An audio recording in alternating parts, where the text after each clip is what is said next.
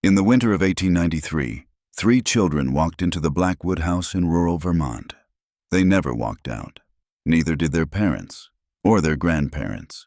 For over 30 years, 7 people lived in that house without ever stepping foot outside. Not once. Not for food, not for supplies, not even when the sheriff came knocking. But here's what nobody could explain. Neighbors saw smoke rising from the chimney every single day. They heard voices through the walls. They saw shadows moving past the windows. Yet when they finally broke down the door in 1924, the house was empty. Completely empty. Except for one thing that shouldn't have been there. The Blackwood family moved to Vermont in 1893, purchasing a modest 2-story house on the outskirts of a small farming community called Miller's Hollow. Henry Blackwood, his wife Margaret, their 3 children, and Henry's elderly parents seemed like ordinary people seeking a quiet life in the mountains. The locals welcomed them warmly. Margaret bought supplies from the general store. The children played with neighbor kids. Henry helped other farmers with their harvests. Then winter arrived. It started with small changes that nobody noticed at first. Margaret stopped coming to town for supplies. The children no longer played outside. Henry missed church on Sunday, then the next Sunday, then every Sunday after that. When concerned neighbors visited, they found the family polite but distant. They spoke through the door, claiming illness was keeping them inside. The neighbors left food on the porch and medicine from the town doctor, but something was wrong with their voices. Sarah Mills, who lived closest to the Blackwood house, later told investigators that the voices sounded hollow, empty, like they were coming from the bottom of a well. She described how Margaret's usual cheerful tone had become monotone and flat. The children, who once laughed and shouted while playing, now spoke in whispers that seemed to echo strangely in the cold air. As weeks turned to months, the isolation became complete. No member of the Blackwood family emerged from the house, yet life continued inside. Smoke rose from the chimney every morning. Candlelight flickered in the windows each evening. Neighbors reported hearing conversations, footsteps, even the sound of children playing. But these sounds came at odd hours. Laughter at 3 in the morning. Heavy footsteps pacing the floors all night long. Conversations that went on for hours without pause, as if the speakers never needed to breathe. The local sheriff, Thomas Wade, made several attempts to check on the family's welfare. Each time he knocked, Henry Blackwood answered through the door. His explanations were always reasonable. A family member was ill. The weather was too harsh for travel. They had enough supplies to last through spring. Sheriff Wade later wrote in his official reports that Henry's voice carried normally through the door, but something about the timing felt off. Henry would respond to questions too quickly, as if he knew what would be asked before the words were spoken. Spring of 1894 brought new concerns. The Blackwoods had been inside for nearly 6 months. Garden plots around the house remained untouched. No one had seen any family member step outside, not even to tend to basic needs. Yet the house showed clear signs of occupation. Neighbors noticed that windows were opened and closed daily, following a precise pattern. The front window opened at dawn, closed at noon. The side windows opened at sunset, closed at midnight. This routine never varied, not even during storms. Dr. Harrison Webb, the town's physician, insisted on examining the family after reports of prolonged illness. When he arrived at the house with Sheriff Wade, they found Henry waiting for them at the door. But Henry didn't open it. Instead, he spoke through the wood, describing symptoms that matched no known illness. He claimed the entire family suffered from a condition that made sunlight painful and fresh air dangerous to breathe. Dr. Webb had never heard of such symptoms, but Henry's medical knowledge seemed surprisingly detailed and accurate. The doctor left medicine on the porch and returned the next day to find it gone. But when he examined the empty bottles weeks later, he discovered something impossible. The medicine had been consumed, but not by human mouths. The glass showed scratch marks and bite patterns that didn't match human teeth. The metal caps were twisted off with far more force than human hands could generate. By summer's end, the situation had become the subject of intense local speculation. Some residents believed the family had died and the house was haunted. Others suspected criminal activity. A few whispered about supernatural forces, though most dismissed such talk as superstition. The mystery deepened when mail delivery became irregular. Letters addressed to the Blackwood family disappeared from the mailbox overnight, but no one ever saw anyone retrieve them. If you're finding this story as fascinating as we are, make sure to subscribe and turn on notifications. We dive deep into mysterious cases like this every week, and trust me, you don't want to miss what's coming next. The first real evidence that something was seriously wrong came in October 1894. A traveling merchant named Edmund Cross arrived in Miller's Hollow, claiming to be Henry Blackwood's brother. He had received no replies to multiple letters and had come to check on the family personally. When Cross knocked on the door, Henry answered immediately, but Cross later swore to authorities that the voice claiming to be his brother was wrong. The tone was correct, the speech patterns familiar, but something fundamental had changed. He said it sounded like someone doing a perfect imitation of Henry without understanding what the words meant. Cross demanded to see his brother face to face.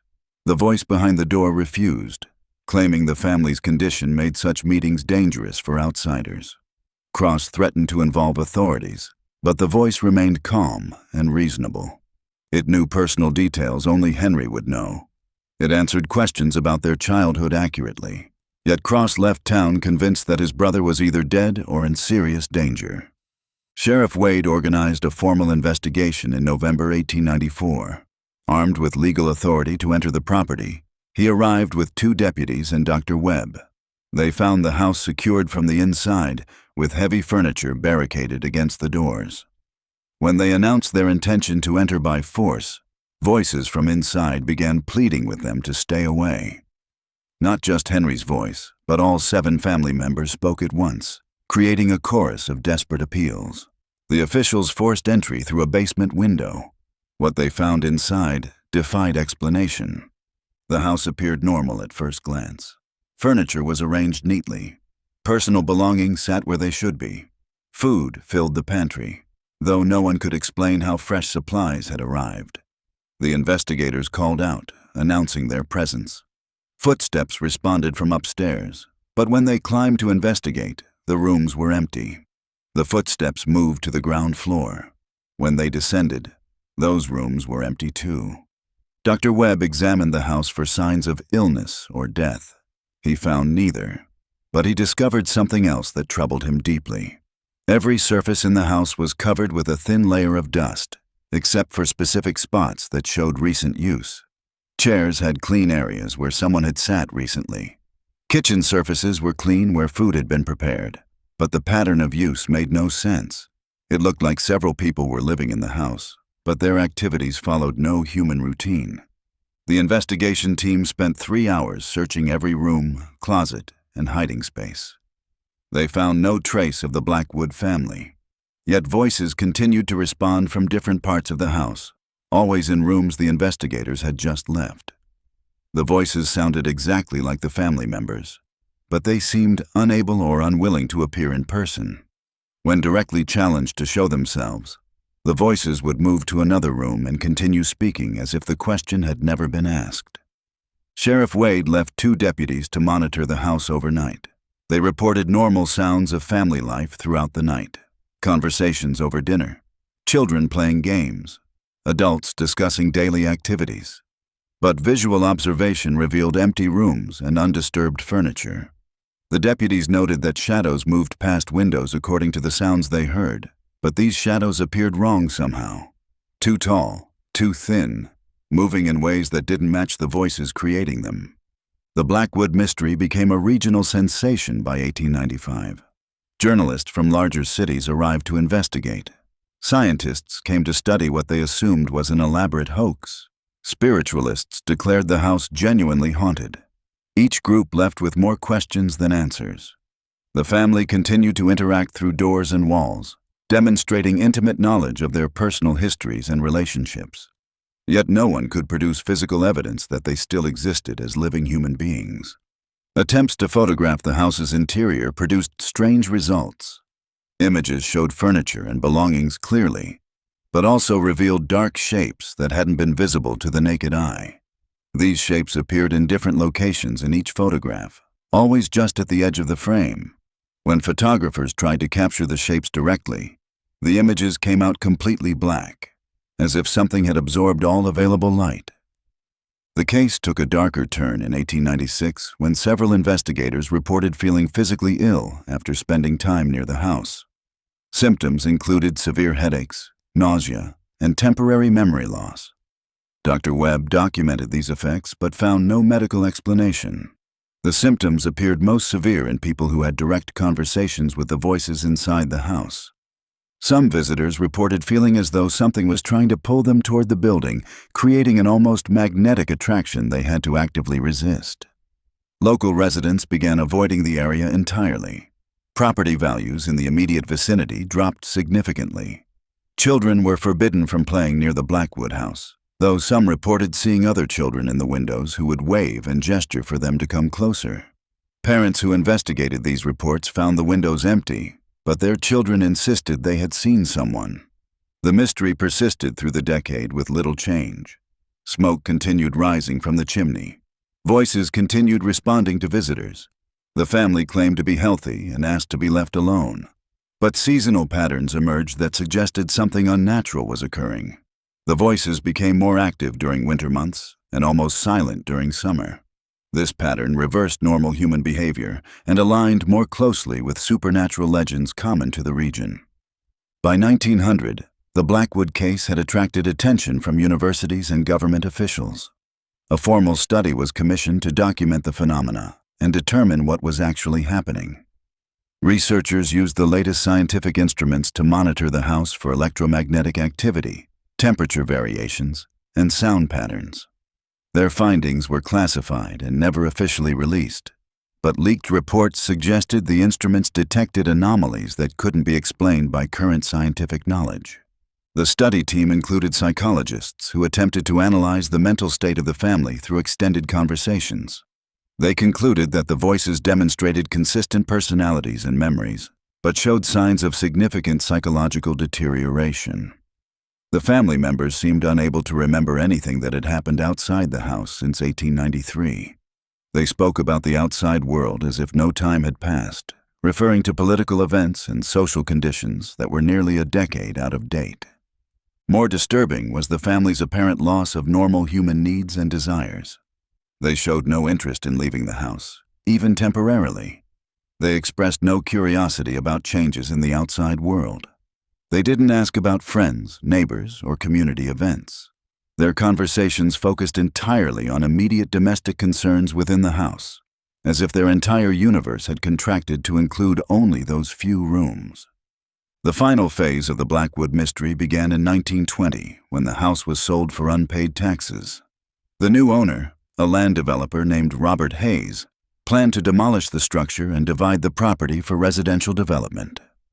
When Hayes arrived to survey the building, he found the family still in residence. They explained that they had been unaware of any tax issues and offered to resolve the matter immediately. Hayes agreed to meet with Henry Blackwood to discuss the situation, but like previous visitors, he found himself speaking to someone behind a locked door. Henry's voice was exactly as neighbors remembered from 1893, showing no signs of aging despite the passage of nearly 30 years. Hayes, who was an experienced businessman, found the conversation surreal. Henry discussed financial arrangements and legal details with perfect accuracy, but seemed confused by references to automobiles, electric lighting, and other technological advances that had occurred since the 1890s. The developer left, convinced that he was dealing with either an elaborate fraud or something genuinely supernatural. He hired investigators to research the Blackwood family's history and determine their legal status. What they discovered was impossible to reconcile with the situation at the house. Official records showed that Henry Blackwood had died in a Boston hospital in 1898, 5 years after moving to Vermont. Margaret Blackwood had died in the same hospital 3 days later. The 3 children had been placed in an orphanage where they lived until adulthood. Henry's parents had died before the family ever moved to Vermont. Yet voices claiming to be all 7 family members continued to inhabit the house, interacting with visitors and maintaining detailed knowledge of their supposed lives. Hayes decided to resolve the matter through legal action. He obtained a court order to remove any occupants from the property and scheduled the demolition for spring 1924. But when the demolition crew arrived, they found something that changed everything. The house was empty. Not just empty of people, but empty of everything.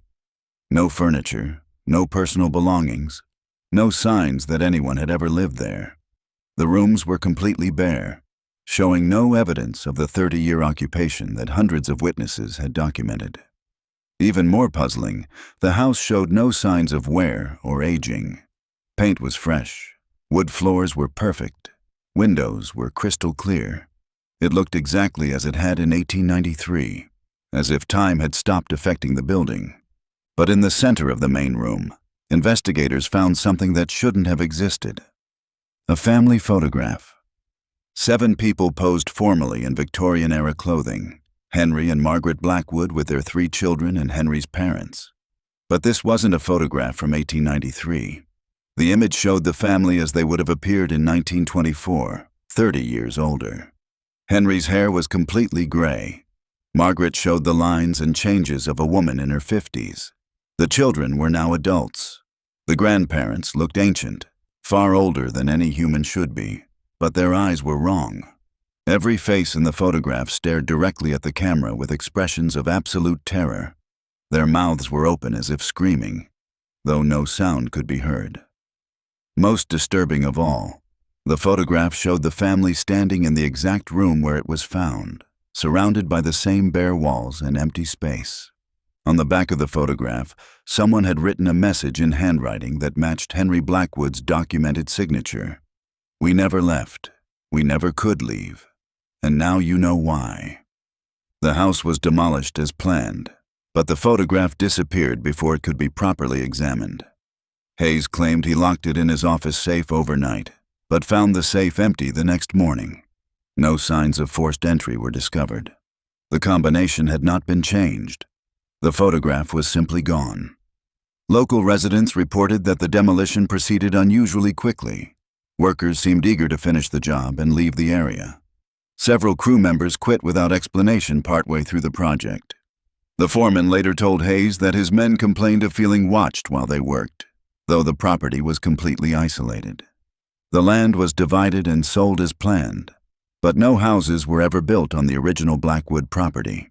Every family who purchased those lots eventually resold them after reporting strange experiences. Children playing in the area claimed to see a house that wasn't there. Adults reported hearing voices coming from empty ground. Some visitors felt an overwhelming urge to remain on the property, as if something was trying to convince them to stay. Today, the Blackwood property remains undeveloped. Local government has classified it as unsuitable for construction due to soil conditions, though geological surveys show no actual problems. The area is avoided by residents and rarely visited by outsiders. But on quiet winter nights, some people still report seeing smoke rising from ground where no chimney stands. The official explanation for the Blackwood mystery was mass hallucination combined with local folklore. Investigators concluded that the family had left Vermont shortly after arriving, but rumors and superstition created the illusion of their continued presence. The voices were explained as wind through the empty house, misinterpreted by suggestible witnesses. But this explanation fails to account for the documented evidence. Hundreds of people interacted with the family over 30 years. The conversations were detailed, consistent, and demonstrated knowledge that couldn't have been fabricated. The physical evidence of occupation was real and verified by multiple independent sources. More importantly, the official explanation doesn't address what happened to the Blackwood family after they supposedly left Vermont. No records exist of their lives after 1893. They appear in no census data, no city directories, no legal documents. It's as if they simply vanished from existence the moment they entered that house. Some researchers believe the Blackwoods encountered something in Vermont that trapped them between life and death. Others suggest they became victims of a supernatural force that consumed their humanity while preserving their consciousness.